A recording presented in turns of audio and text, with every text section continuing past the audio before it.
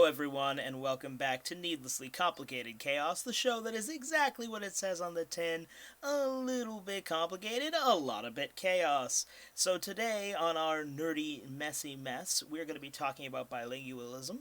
As always, I am one of your hosts. I'm Ace, and I'm joined by... My name is Lynn. My pronouns are she, her. And I am SKYE. My pronouns are she, they. And my pronouns are he, him. And on today's episode, like I said, we are going to be talking bilingualism. As Canadians ourselves, this is a topic that is really close to our hearts, and in media, we often find that it is something that's not very well represented. You don't really get a lot of it shown, and we've had our shared experiences about shows we watched in English as kids, shows we watched in French, shows we watched in other languages, Spanish, Mandarin maybe. So, Oh yeah.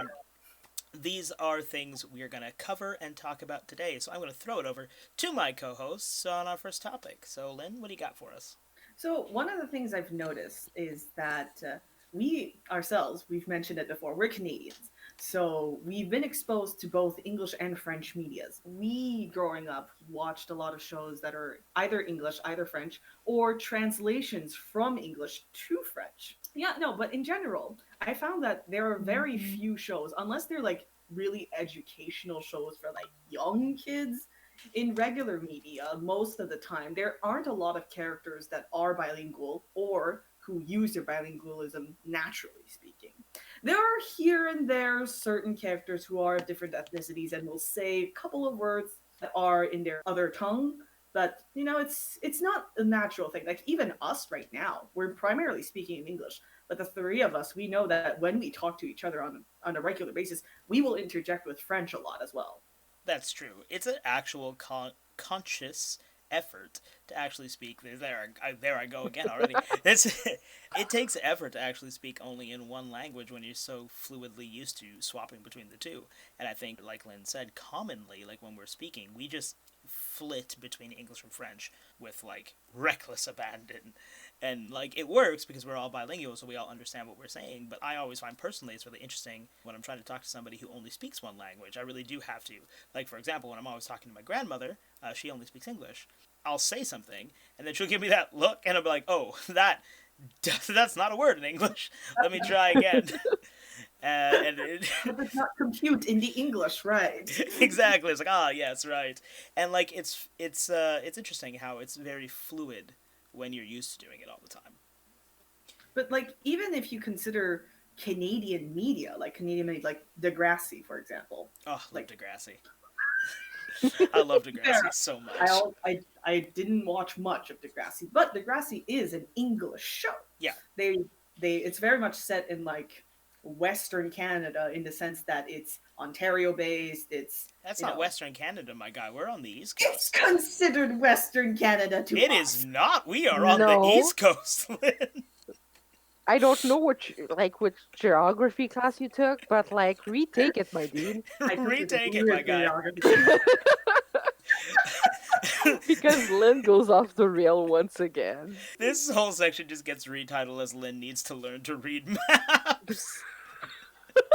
We're in central Canada. So we're in Quebec. That's central Canada.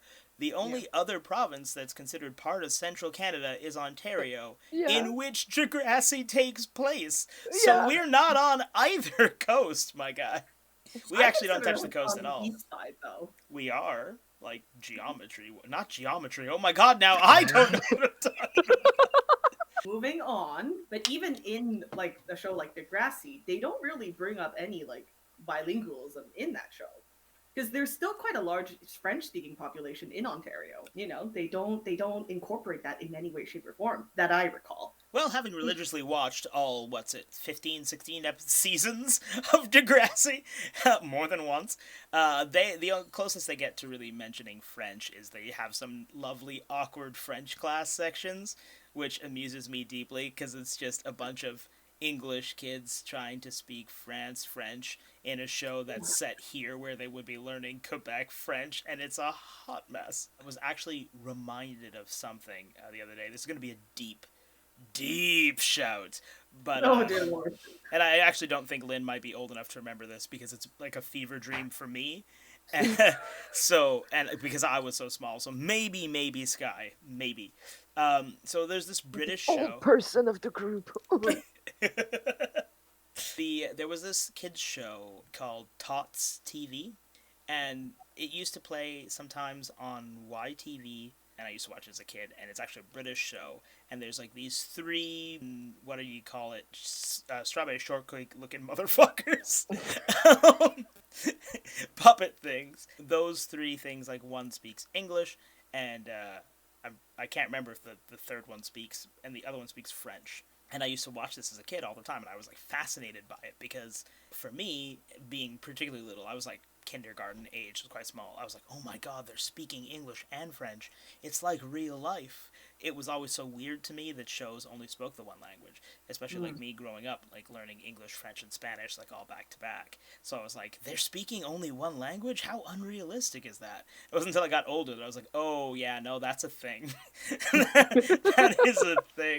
But it's interesting, especially for like the way the three of us have split growing up, because like both of you guys were in the French sector, but I was in the English sector. So we have very different backstories to that. So what was it like for you guys, like growing up in a very French environment?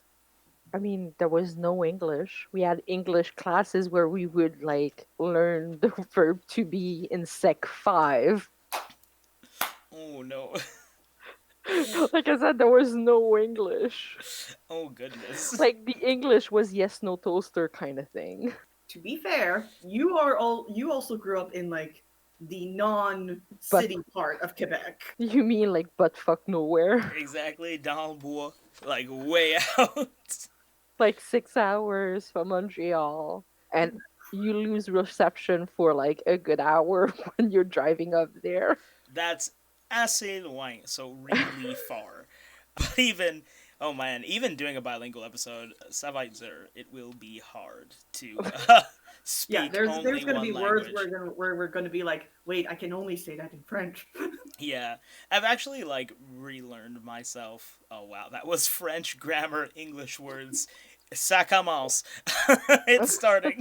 There it is. That is actually what I was getting at. Like, actually have taught myself recently because it's just too common now in my colloquial speech to say things in French that just don't like function in English. When I'm around my grandmother, like I'll just say it the way I normally would, and then immediately say what that French sentence means in English.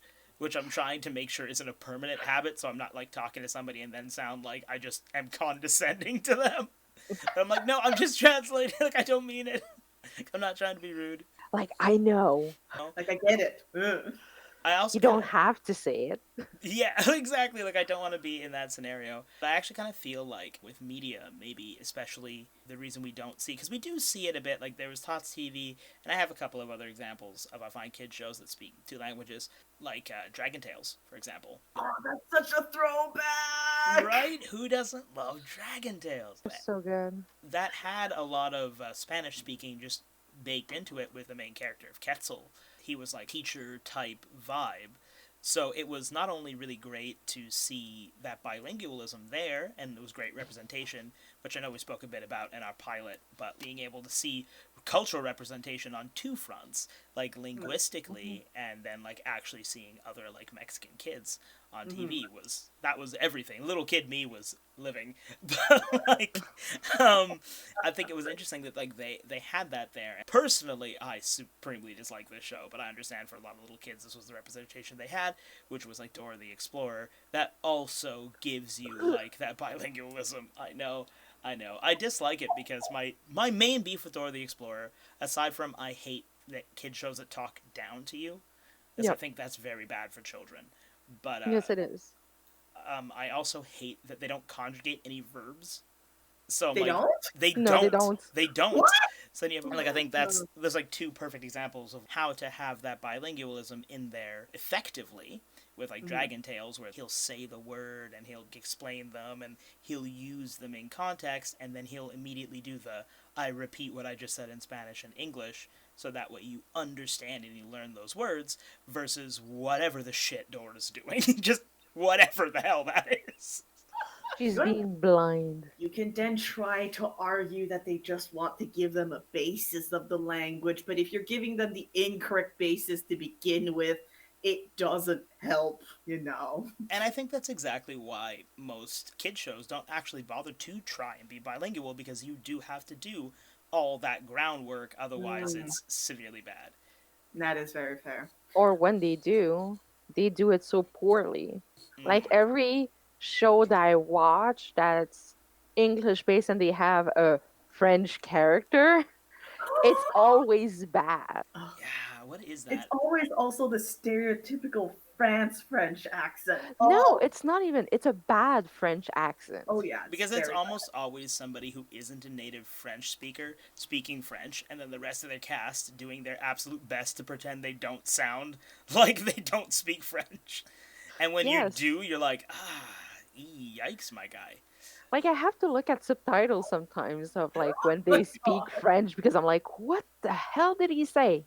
Legit. I have no idea. I feel like at the very least, if you're gonna do that, and I understand actors and all that, it's difficult because you obviously have to cast somebody talented enough to play the character and all that jazz. But au moins, at least, don't Google Translate it. Oh, the Google translating. Oh, You know what I oh, it mean? hurts. And like, bless Google for making Google Translate, because I'm sure that's helped many a person. It works on like very simple sentences and specific words, and that is very good. But if you try to even make a sentence that's slightly more complicated, oh, the translation is way too literal. Like here's a thing. I actually use Google Translate to sometimes translate English into Mandarin because while I can speak Mandarin, it's not very good. Like I say it's not very good. My vocabulary is like basically a first grader in China. I would argue that having a first grade grasp on a language is actually just what people would refer to as conversational. Yeah, I would say my Mandarin is conversational, but even then, it's nowhere near colloquial China right now. What I mean by like using Google Translate for this is that I still can use it to sometimes try and communicate with my parents, like certain sentences in Mandarin, and sometimes because my parents will write to me and my sisters in Chinese, sometimes I need to use Google Translate to like understand. Okay, this is what they wrote. So it Mm. is helpful. Whether or not it is always accurate, not always the case, as we all know, Oh, yeah. but it is helpful enough to give you context on most levels. My favorite thing about Google Translate is it always spits out the most posh understanding of what you're trying to say. I don't want to be like extremely lowbrow here, but culturally, Quebec French is not like hoity toity kind of vibes. So when you translate something and they give you this like posh as hell answer, no one was saying that at all. Well, it's like the English from Britain compared to the English in America. It's like Yeah, not the same English. 100%. And like also as a touchstone, can we just agree that American English and Canadian English, spud my mouth eye, like these No, are No, it's two not, different not the same things. thing. they are no way the same language. And it's crazy how actually kind of it remotely bugs me a little bit. I know this is like nitpicky, but I am nothing if not nitpicky. But in video games and like when you're like doing the language settings on your computer and stuff, they're always like UK English and then American English, and you're like, cool. What about Canadian English though, my guy? Because that's a thing. You It is can a say thing. North American instead. Yeah. To try and encompass it more, but I think primarily the reason why they do that is not necessarily in terms of pronunciation or just use of language itself. It's more in terms of the writing because the spelling between UK English and USA English is very different. Whereas Canada has this very interesting position where we sort of straddle the line between both. Yeah. Like there's certain words that we will spell with the UK spelling, but there are certain words where we will spell with the US spelling. It's, That's why they don't usually have a English can, well, CAN for Canada, whereas they usually will have one for UK or US. no, it's just a can of English. You just open Yes, it. just a can of English. English screams escape. You know, it's a terrible visual. So let's just try and refocus here because I think we've gotten a smidgy widge off track. I think it's really interesting talking about the way Canadian TV tends to handle bilingualism, because I think when we make content here, we're always vehemently aware of the fact that both languages exist and that other languages exist, even because I find that Canadian media tends to be very, like, when they do, what did you call them, like slice of life sitcom styly shows, even things like, I know right now Kim's Convenience, I think it's called, is quite popular. That's a Canadian show, right? And a bunch of things like that. I feel like Canada is very good at being like, hey, we know as a nation we're very multicultural, so let's try and imbue that with our media. But I also think it's very interesting that, I don't know if this is true of all Canada, because again, we live in central Canada and it's different here, and we live in Quebec and it's extremely different here. But I find that you often see that representation at least exist a little more in our homegrown stuff. Yes. It is more nuanced. Because it's not the American that would put us on the map. I know this is probably just a little bit of a nitpick again, but like, you ever notice how Americans are always like, oh yeah, man, Mexico, sexist, like it's there, but then every time they say something, they're like, oh, there's nowhere that's like that. I'm like, Canada, the thing you're wearing like a hat, Canada, the word you're looking for is Canada, my guy. Like, and they never mention us, but in Canadian shows they're like, oh man, the states this, the states that, and I'm like, but it's the American dream. Yeah, that's a thing.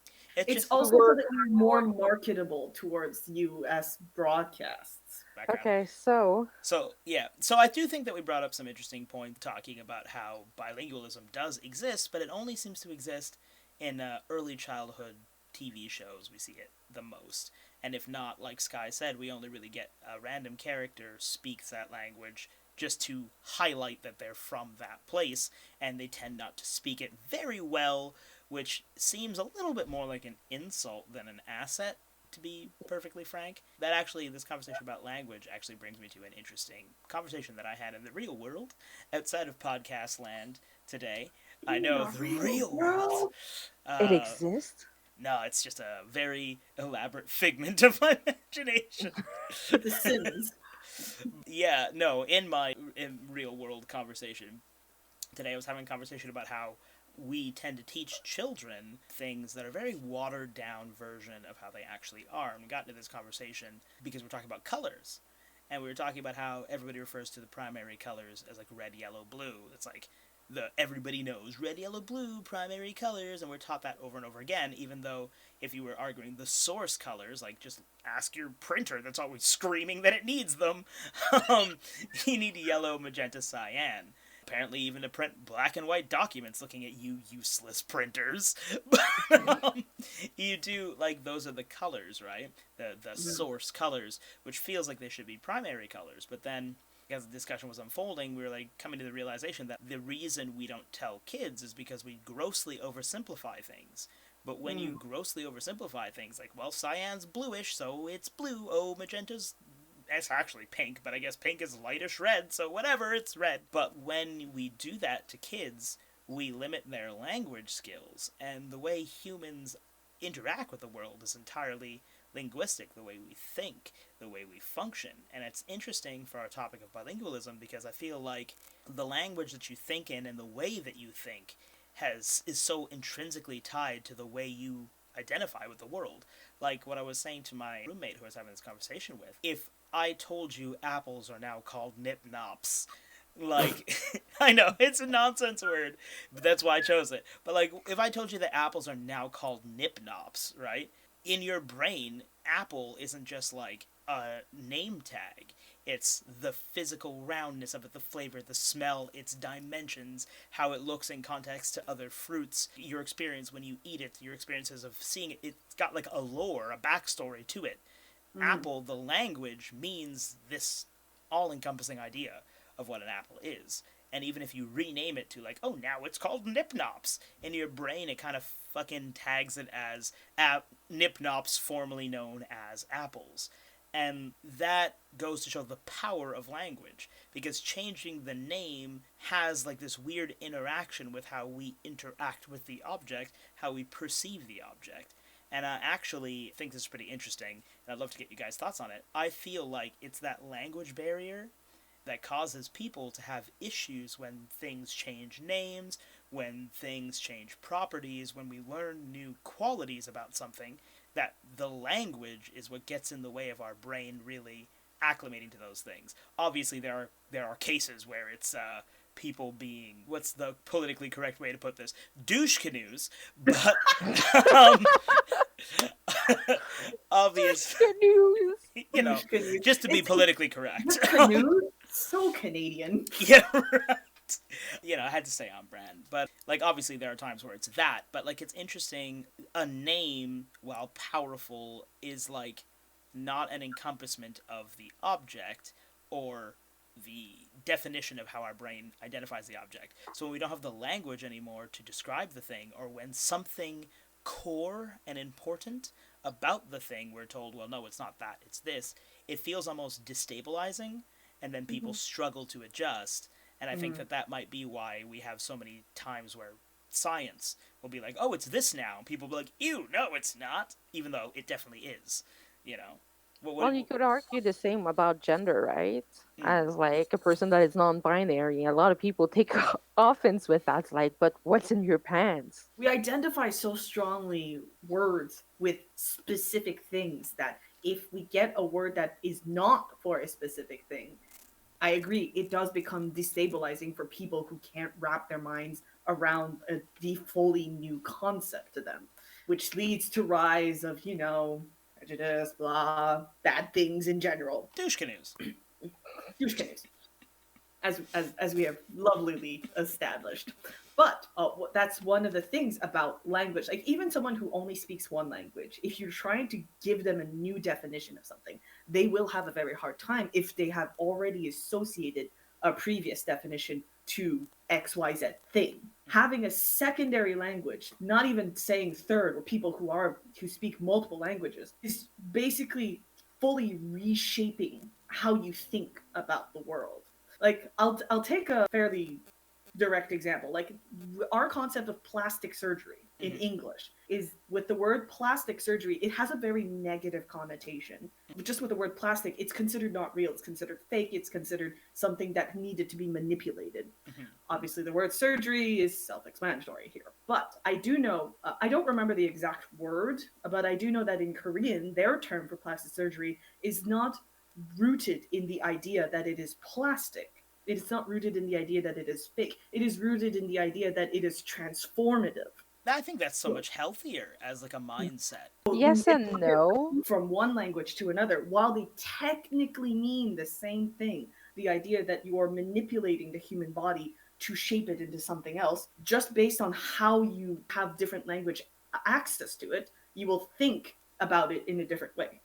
That's a very good point. What were you going to bring up there, Sky? Oh, yes and no. Especially they have a lot of plastic surgery. It's like kind of common. It's more than common. It's just like, okay, well, I have to look like everyone else, so I have to do that thing. It's just like putting makeup. Actually, that backs up what Lynn was saying. Like, morality or personal opinion on plastic surgery entirely aside, the commonality of it culturally feeds back into the fact that instead of placing baked in negative word, it's just a basic word, and then your bias will come from your own opinion. Whereas here, it's the bias is baked in. It's in the language. And I think that's pretty interesting, because when we think about things, like you brought up before, Sky, gender and stuff like that, yes, obviously there are douche canoes who are doing it on purpose, but, like, I think there is something to be said about that swap, because it needs to happen on a base language level, and if our brains process how we understand things based on the language we use around them, I think the difference maker then becomes the people who are trying, who actively understand, who accept it, and make that change. And I think the douche canoes are the ones who are like, yeah, no, it's this because I said it's this, and because my little bubble would take me 1.1% effort to change, you don't mean enough to me for that to happen, so I'm not going to. And I think that's where you can really get that morality difference, as a part to the argument a lot of said douche canoes always use, being like, oh, well, it's because this is this or that is that. Well, no, that's just the language you were used to, and like all things, science has marched forward, and we have new words. Yeah, before my words were tomboy, now it's non-binary. I mean, It's exactly that. It's exactly that. You've used a new definition for yourself based upon, previous information. And there's I removed the stigma from it, exactly. basically. Hmm. I went with something way more neutral because also like it was used as an insult, like Yeah, That's true. depending on the Back word. in the 90s, there is a it negative was usually a connotation way to it. to say to a girl like, "Oh, you're not enough of a girl," quote unquote. Is an interesting thing how language has such an effect that way, because we didn't have words for anything in between, and gender is a spectrum. We only had words for the quote unquote binary. So then everything else became a deviation from the norm. No language to understand it, no willingness to understand or create that language. So until it existed, it was all insults and messiness that didn't need to be there. Because then you would either Well, be people who wanted to use the good words but didn't have them, or people who were perfectly comfortable creating bad words. I was just about to say, like, we did create a language, but it was a created language based upon insults Mm-hmm. for, separating out those who are not of the norm.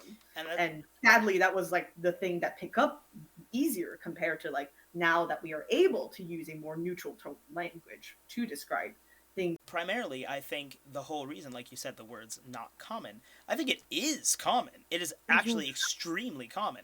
I just Mhm. think that because we didn't have the language for it, it became harder for people to understand what they were experiencing, so they divided it into other things they already understood, and Mm. then kind of don't really do the self inventory to go, wait, no, it's more than that. Because it does take that self reflection, it does take that time reconnecting to yourself, thinking over your own Mm. thoughts and feelings and assessing yourself. And I think that it's becoming more common now, but I think it was not necessarily in vogue in the past. 10 years ago.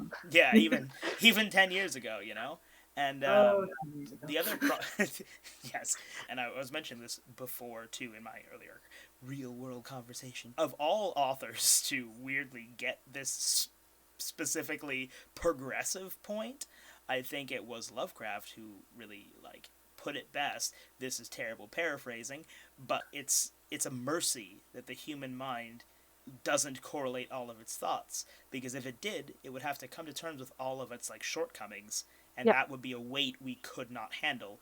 Because when you think about things like how we've crafted language, we're finding in day to day that we didn't do enough. There's all these areas that are common human experiences we have no words for, which means we made most of a language, got bored, stopped, but language is how people's brains work, and then we're just like, we don't need to finish making our brains work, and that's ridiculous.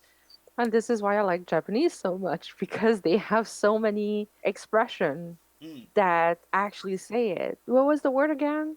I think Kuchisabishi. And I think I that pronounced that wrong. I am sorry if there's any Japanese speakers listening. I apologize. but like basically it means like that your mouth is lonely. You eat because your mouth is lonely. yeah, and like there's no It's word for that in English. there is a There's no word in French for that. there's actually a term for that in English when there's certain words in other languages that do not either translate well or are not is not a succinct word. It's called a lexical gap.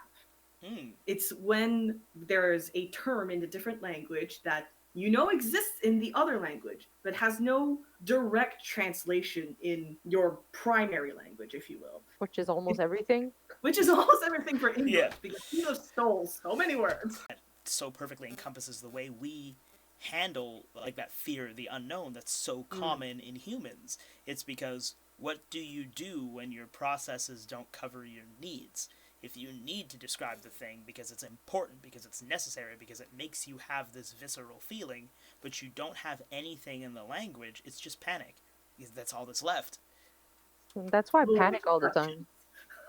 It's chilly, isn't it, as a It's thought I process? panic all the time because I'm trying to express myself in any language and I'm like, I don't have the words for it because E- bilingualism. But exactly. see, that's also the thing. Like when you're bilingual or when you speak multiple languages, sometimes your brain just literally stops working in the one language. you only have the term in another language, but you can't express it to the people you're talking to because they won't understand the language you're about to say it in, or if you're going to try and explain it, you're thinking that you're not going to explain it properly. I have so many instances where when I'm talking to the two of you or between me and my other friends, where I have terms, I can only say this in Mandarin, and if I try to explain it to you in either English or French, it won't make as much sense. It won't have the same impact. Exactly the word that Sky brought up, kuchisabishi, is not a thing that in English we have a term for. It is an intangible feeling of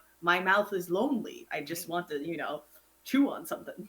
And, like, I guess the closest you can get to is you need to stim and it needs to be orally. Even that, while being close-ish, still requires understanding of the term stim, which is still not as commonplace as it should or could be, since it's an accessibility term. You need, like, 10 degrees of Kevin Bacon just to get your point across, when, if you're speaking another language, you're like, it's this. I actually have a really good example of that. The other weekend, I was hanging out with my mom and my grandmother, talking about something, and I was like, oh yeah, on the side is a F.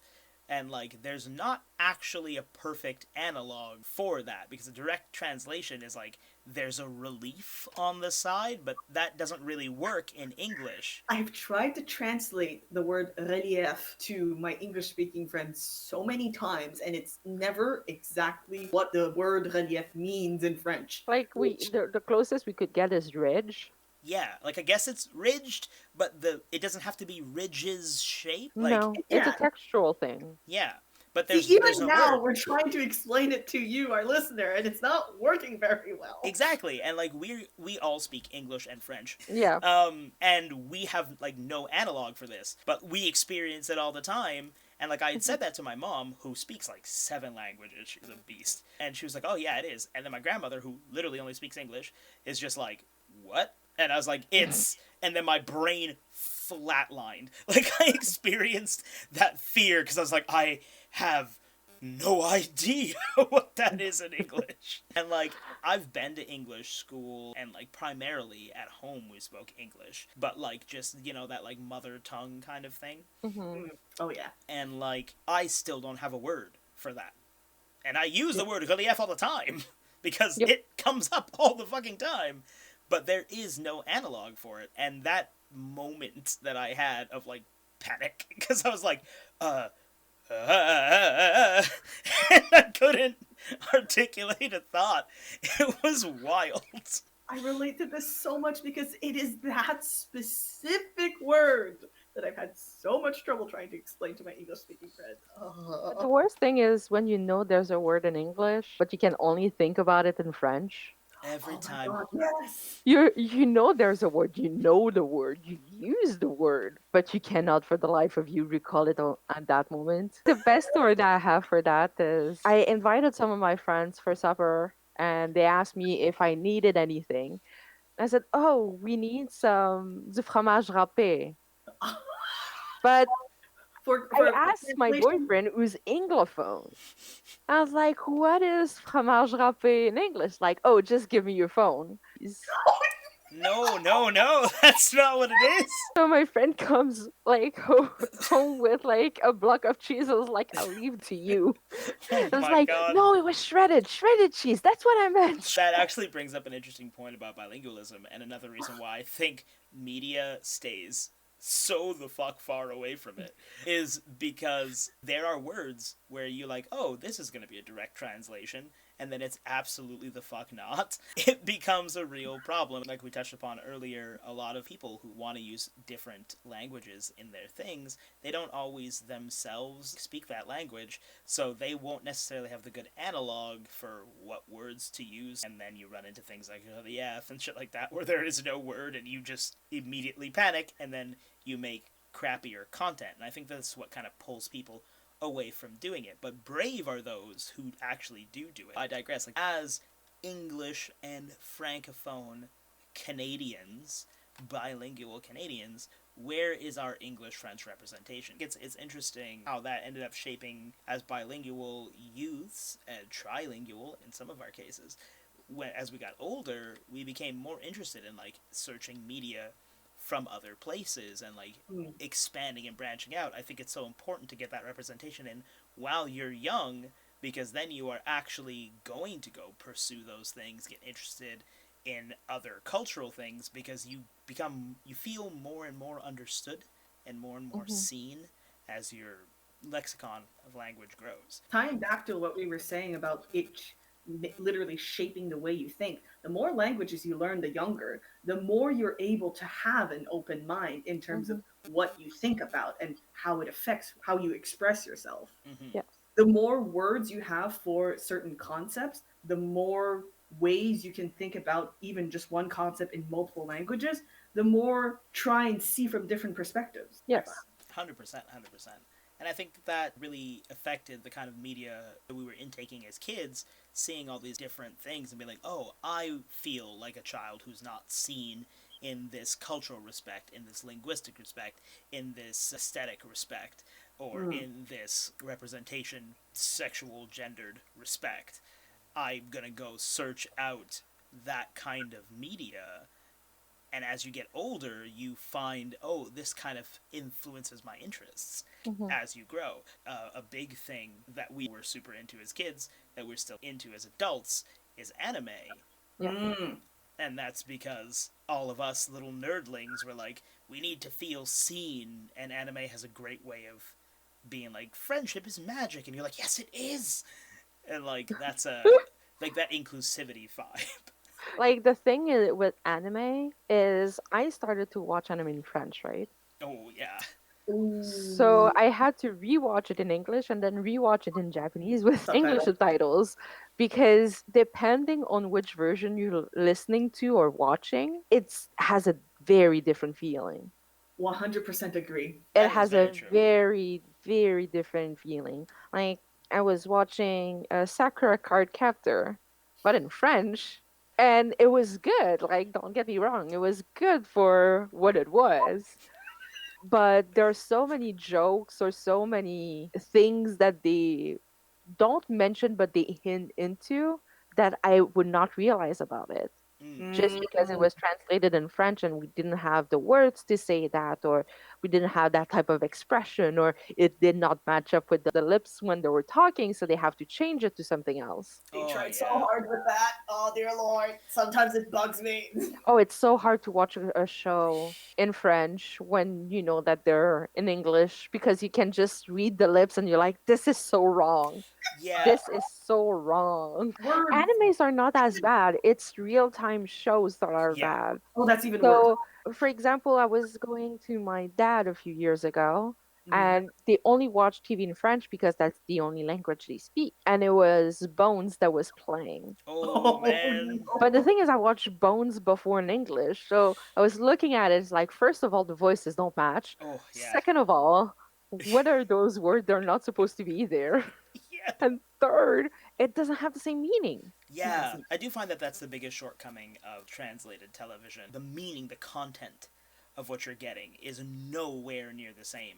And then when you change that language, you lose like the Well, actual flavor of what they want you to Yeah. get from it. I'd actually like to pick up on a point that Sky brought up earlier. Mm. The fact that voices, if when you're translating TV shows, don't match the character. Mm. So this is obviously not just a live action thing, it's definitely an animation thing as Yeah. well. Because yeah. especially if you watch it in the original language, we usually use anime as our backup because we're all weebs. Yeah, oh yeah. Very much so. Yes. But you hear the voice actor be the character, whatever. You're like, yes, that works. Like that voice matches that face. That's fine. Yeah. Unless it's like a specific voice made to not match the face, usually for comedic purposes. Demon little That's girls, demon little girls. yeah, that's fine too. Like we still get it to like try and like voice match the face of whatever character. It just never hits as right.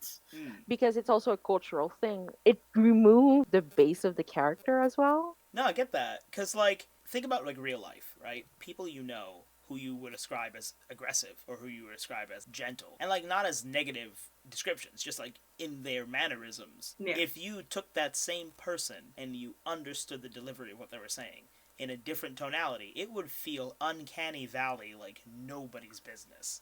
It would be like, who are you? What have you done to the person I know? Yeah, and like, It would be the shock of the drag queen of like, you're a man? yes, it would be that, but like also how much of a person's personality comes across in these little nuanced ways, like the way they talk, what Hmm. they say, the way they pick their words, the humor they have, the levity, the whatever in the way they speak. And then if you give that to a different voice or you change the language of that, that adapting changes key parts of them because language itself is integral to who people are. And it's not just in terms of even just speaking voice. So my dad is a translator by trade. I sometimes will help him like look over like what he translated. Mm. And while my understanding of Mandarin isn't as good as his, I still understand it enough to be like, okay, in this context, it works this way. But sometimes when he's bringing things up or showing me how other people translated certain poems certain ways, it's just like, but how did you think of it that way? It doesn't work. That translation is not good. Like, it's like we were roasting Google Translate earlier. Come on. Yeah, like legitimately, because like that's the weird but great thing about bilingualism is because then you have that grasp on both languages. You could be like, oh, I really truly get the meaning here, Mhm. and I can taste how frickin' wrong you are between point A and point B. You lost all the flavor in this. That is also what makes being a translator or trying to translate a language so hard because you want to try and keep, as you say, the original flavor of the first language and try to bring it into the second. But there's so many things that just do get lost in translation because they just don't have the same connotations, the same meanings, the same way of being expressed. And that is unfortunate in many ways, but it also forces you to realize that the languages literally don't think the same way. You bring up thought process or thought patterns, sorry, and languages because especially like specifically for me, and this might be a bit of an overshare, but whatever. We're going there. For me, like when I was 23 back in the day, okay, not all that long ago. I'm not that old. I'm 30, but like back when I was 23, I know. Shh, let me have this, Lynn. Let me have this. But yeah, no. When I was 23, or I was freshly 23 at that, I had a stroke and I feel very blessed that I didn't have like very many long term side effects. But like I do have a lot of linguistic trouble that I didn't used to have, and it's interesting how much that affects the way you think. Because, and this is going to sound very weird, and I only say this because I thought it was fucking normal until I said it out loud to someone else, and they were like, "What?" But when I was like a little kid, I guess always, I would think fully formed thoughts in French and Yep. then say them out loud in English Hmm. in like real time. And then once I had my stroke, I had a lot of trouble like translating back and forth. Even though I would predominantly speak English as a child, I still formed my thoughts and like thought process in French and then swapped over. And then after the stroke, it was so much harder for me to articulate myself in any one language at any point. It is an Olympian feat being on this podcast speaking only in English, I'll tell you what. Welcome to my Round of world, applause. Ace. Welcome to my world. Yeah, oh my god, yeah. The hard thing is in my teenage year, I was thinking in English, but being surrounded by French people. Mm. Oh, you had the opposite problem. Because I was speaking with my now fiance, because I wanted to practice my English, Mm-hmm. because I was moving to Ottawa with my sister. You Like can I lead said English earlier, there. my English was like, yes, no toaster. I love how And that's like sorry not to cut you off, but I love how yeah, go ahead. that's such a Quebec term. And like Yeah, I I know, said that right? once to somebody else and they're like, "What the fuck, It's an toaster?" expression. But it Yes, Oh, no. is. It's a thing here. I have so many expression, and apparently I don't know when people knows them and don't. Mm-hmm. Apparently, other people outside of Quebec don't say that, and I was just like, "Oh wow, really?" Because To like, be fair, until you guys have started saying it, I've never heard of it before. how you went to French school? How? Yeah, but no one ever said yes, no toaster. Well, I mean, I had to explain this. There's 4 dans une pièce. Yeah.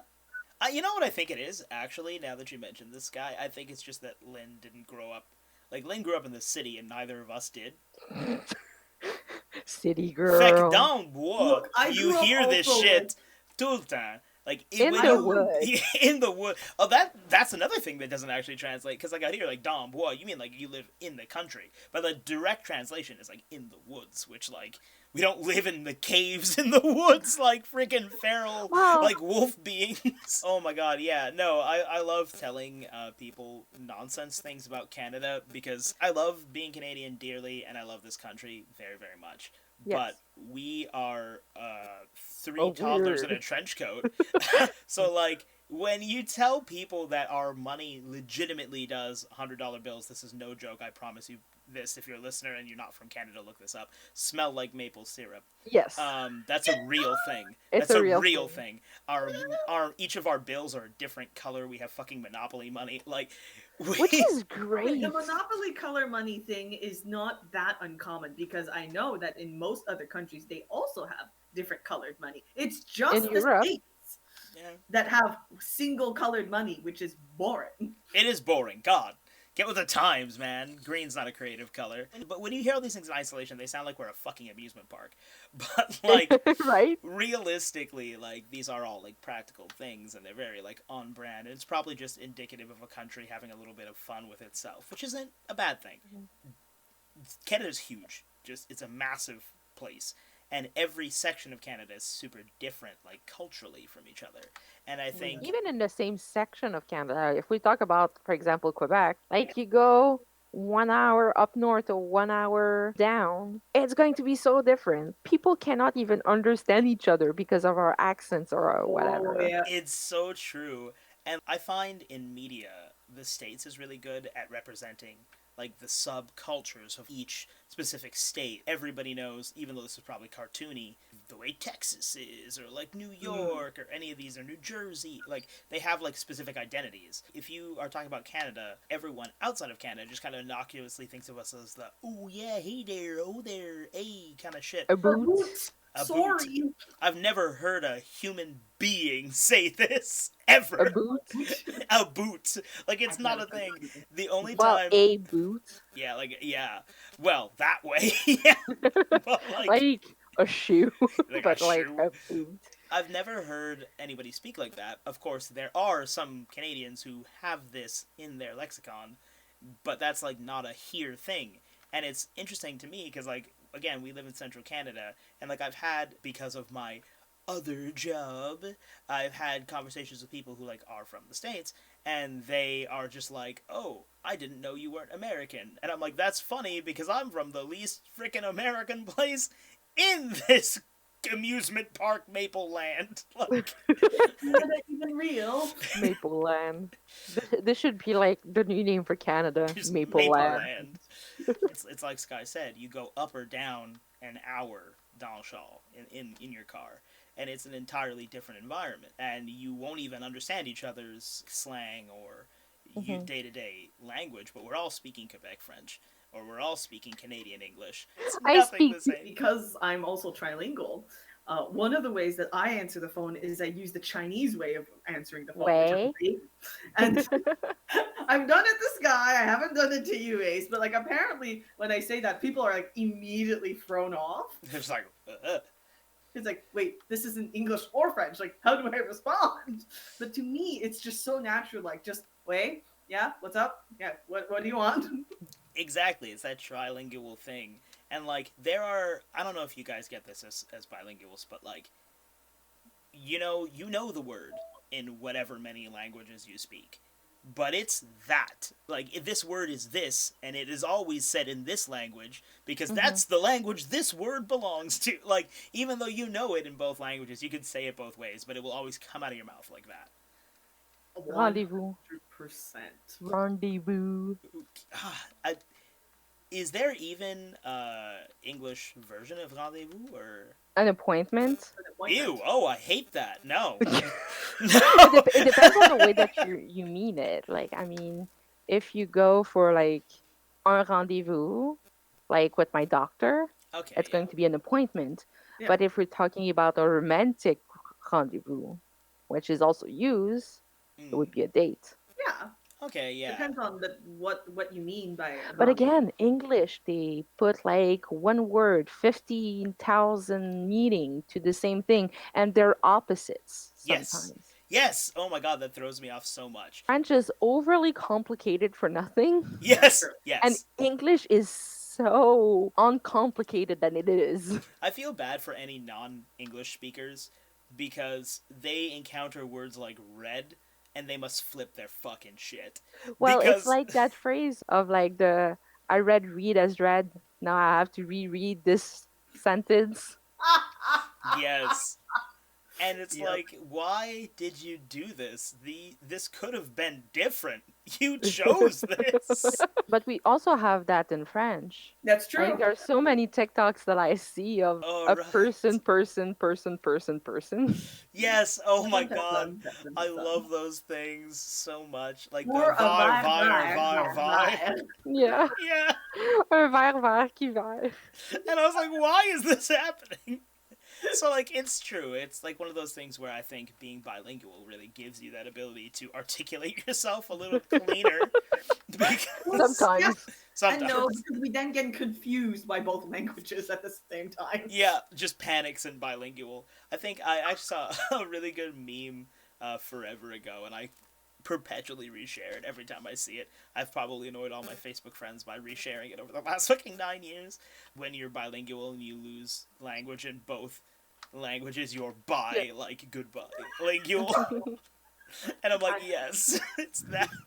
So we actually had a group conversation about this, and you sent that to us, and then I added to when you speak three languages but are just trying to use at least one of them, you are Yes, try lingual. absolutely.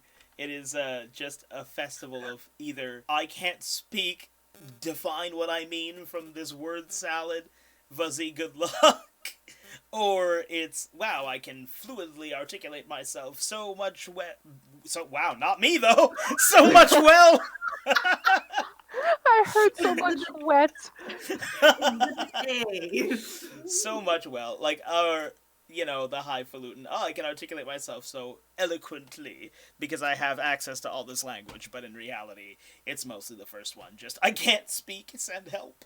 that's If that's we what being come to a bilingual really feels conclusion like. if we come to any semblance of a conclusion, while being bilingual is great, and we would like to see it more represented in media to, truly showcase all the abilities being bilingual can give you, it is also super complicated and messy. Yeah. There is ways to do it. Like Or hire people who are actually bilingual. Yeah, like if you actually exactly. hired bilingual actors, they would If have they so are much less able trouble. if they are able to find actors that also sings, Mm. I'm sure they can find actors that can speak two languages. That's true. I mean, look at actually a great example about this is Coco, because the English voice cast also did the Spanish voices and the music, like in Mm. Spanish. So if Disney can, I mean, Disney might have all the money in the world. Wait, if Vin Diesel can say I am Groot in all the languages That's true. because he did all the voices for the languages, it can happen. It was Vin Diesel. That's I mean, true. Which kudos to like him, props to really. that man. Can you imagine that recording section? Just I am Groot like in 78 different ways. All right, next I language, am Vin. Groot. You can have a That's sandwich when you're done you. 5 more languages. If you finish all 12 tonight, we'll let you see your family.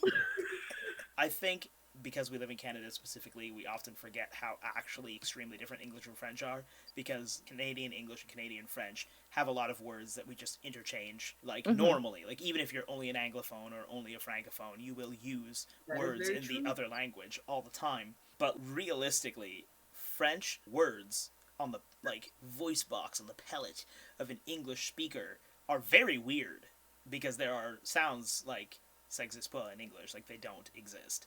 Yeah. And same Oh, the the other way infamous around. U sound. Yeah, th and how it does not exist in French, and u and how it does not exist in English. It doesn't, linguistically speaking, the way you form that sound in your mouth, they just didn't learn it. And once you don't learn it young, your mouth just no longer shapes its way. Your tongue, specifically, doesn't shape its way to make that sound, which is kind of crazy.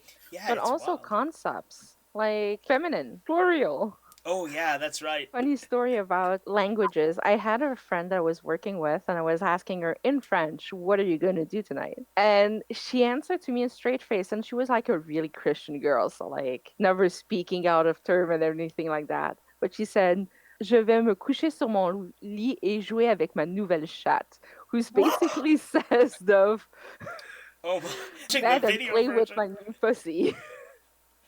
If you're watching the video version, everybody's face just dropped. And if you're not watching the video version, what are you doing? Go to YouTube. Go watch our video version.